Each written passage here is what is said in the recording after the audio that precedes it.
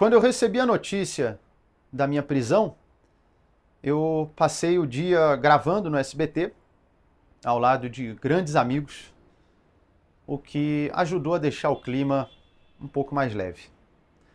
Muito já se falou dessa minha condenação, que é a liberdade de expressão, a diferença entre uma piada num palco e uma declaração, que leva um humorista a sério, político na palhaçada, que liberdade de expressão não é de opressão, que piadas podem ofender, etc. Antes de me pronunciar, eu quis ler toda a sentença da juíza que condenou um humorista, no caso eu, a mais de 8 anos de prisão e uma multa de quase 2 milhões. Esse vídeo não é de piada, eu estou em casa com meus gatos. Aqui é a pessoa Leonardo de Lima Borges Lins e não o comediante Léo Lins, uma persona cômica criada ao longo de anos, que faz piadas ácidas, críticas e que sabe que nem todas as piadas são para todas as pessoas. Talvez nem todos saibam, mas o humorista num palco interpreta um personagem, uma persona cômica. Na construção do texto, nós utilizamos figuras de linguagem, hipérbole, metáfora, ironia, numa licença estética e, portanto, uma análise literal desse texto não se aplica na estrutura do cômico. Isso não é uma opinião minha, isso é um dos conceitos de humor, segundo o autor Simon Critickley, um autor com diversas obras a respeito da comédia e um nome respeitado na área nos Estados Unidos e no mundo. Por que eu estou citando isso? Porque é de se esperar que uma sentença pesada como essa tenha um embasamento teórico igualmente profundo. Sabe qual foi um dos embasamentos teóricos da juíza que me condenou a mais de 8 anos de cadeia? A Wikipedia. E isso não é uma piada.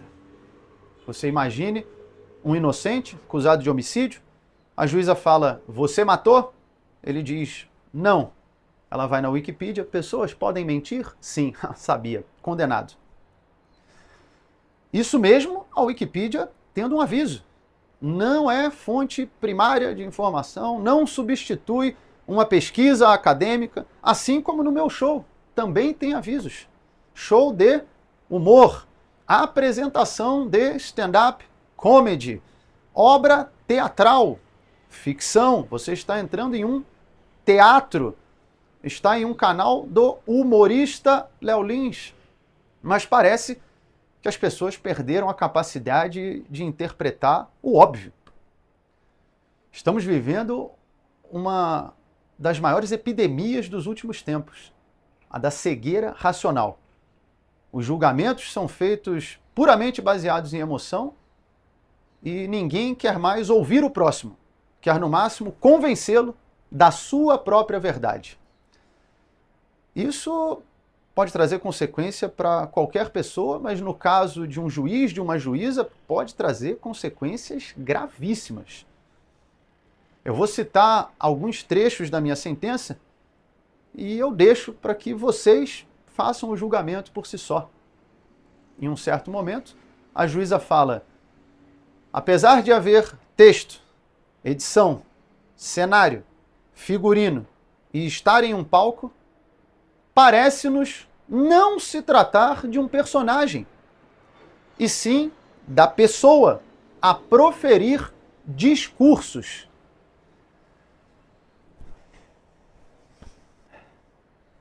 Eu te mostro a cabeça de um jacaré, o corpo de um jacaré, o rabo de um jacaré, e eu pergunto que animal é esse? E você responde, é um camelo. Aí não adianta mais argumentar. Não importa o que eu fale ou o que eu mostre, você já decidiu antes de olhar. Em um outro trecho, ela fala, e por mais que tenha acontecido em um teatro, ao ir para o YouTube, saiu do teatro. Então, a partir de agora, se eu assistir um filme de romance, eu posso processar os atores do filme por atentado ao pudor, porque a cena romântica entre o casal não aconteceu mais no estúdio do cinema, e sim aqui na sala da minha casa. Isso é de uma limitação cognitiva grave e preocupante. E em outra passagem ela fala: mesmo que fosse um personagem, ainda assim há crime. Aí acabou. Porque se um personagem pode cometer um crime, agora dá para prender a atriz que faz a vilã da novela, o ator que faz o vilão no filme, numa série. Eu espero que os humoristas, que a classe artística, que as pessoas em geral entendam a gravidade de uma sentença como essa. Eu sei que muitos estão indignados com a minha condenação, alguns estão felizes, porque é isso que virou a nossa sociedade. Um coliseu romano onde cada grupo vibra quando um suposto adversário, às vezes nem é, cai ou é empurrado aos leões. E enquanto a plebe se mata, os imperadores assistem do camarote, invioláveis e intocáveis. Para que rumo está indo a nossa sociedade? Os valores estão sendo invertidos, um olhar vira um estupro, uma piada, um discurso de ódio, e a corrupção vira o padrão. A gente acostumou tanto com desvios de caráter que, quando estamos diante de uma virtude, ela vira digna de elogio. Não, esse prefeito é muito bom, esse aí nunca roubou, nunca se envolveu em corrupção. Mas isso era para ser a regra, não a exceção. Como é que a gente chegou aqui? Em parte, eu te digo, vestindo os vícios com um manto da moralidade. Usam esse manto há tanto tempo que às vezes nem percebem o erro.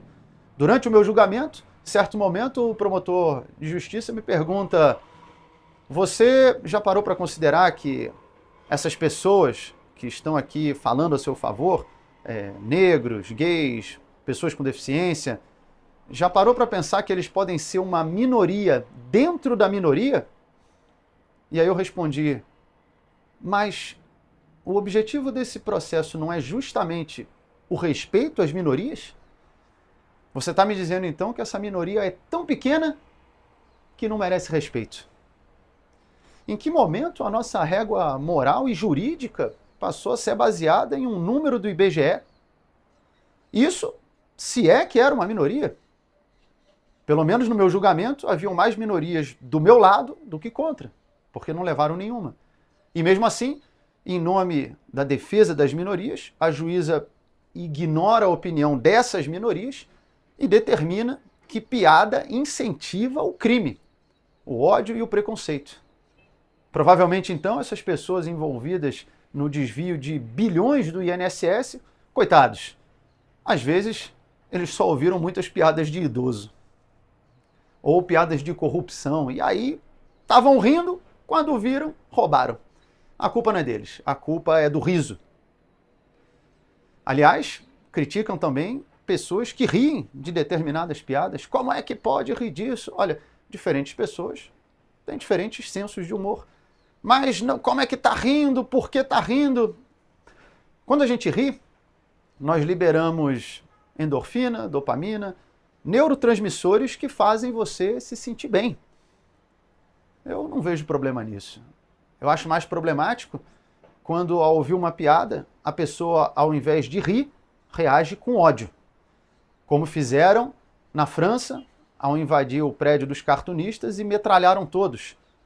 Como fizeram, acho que no Afeganistão, onde sequestraram e executaram um comediante por causa de piada. Ou até em violências menores, como no caso do Will Smith, que deu um tapa na cara do comediante Chris Rock. Situação semelhante eu vivi aqui em São Paulo, parado na rua, tomei um soco na cabeça pelas costas. Tem vários exemplos de agressão de pessoas que se irritam com a piada, mas não que riem com a piada. E ainda assim invertem essa lógica para fazer parecer que as pessoas que riem de determinadas piadas têm grande chance de cometer atos de ódio e de preconceito. Eu não vou ser hipócrita. Você pode falar, pô, mas então você quer afirmar que jamais alguém pode ouvir uma piada e ter uma atitude de agressão física ou psicológica Eu não tenho como afirmar, mas se a pessoa fizer isso, que ela responda pelo crime que ela cometeu. Eu não posso jogar Street Fighter, agredir alguém e colocar a culpa no japonês que fez o jogo. Fazer isso e proibir o jogo vai impedir milhões de pessoas de se divertirem por causa de um idiota. E é isso que nós estamos fazendo, nivelando a sociedade pelo idiota. Concordar com sentenças como essa é assinar um atestado que nós somos adultos infantiloides, sem a menor capacidade de discernir o que é bom ou ruim para nós, e precisamos de um Estado falando do que você pode rir, o que você pode ouvir, o que você vai poder comer, o que você pode falar e até um dia o que você pode pensar. Por isso, eu agradeço muito a todos vocês que estão me apoiando. Agradeço aos colegas, familiares, aos humoristas, juristas, jornalistas. Eu recebi milhares de mensagens.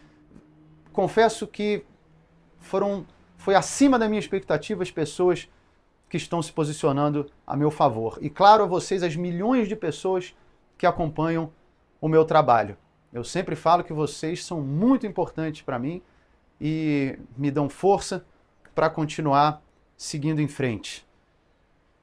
Muitas das vezes recebo mensagens que se tornam até mais pessoais, de pessoas falando que minhas piadas ajudaram a superar uma depressão, a perda de um ente querido, a superar uma enfermidade, como no caso de um rapaz que entrou em contato se voluntariando para depor a meu favor, porque ele disse que eu ajudei a salvar a vida dele e tatuou o símbolo do meu show em um corte que ele tem no pulso.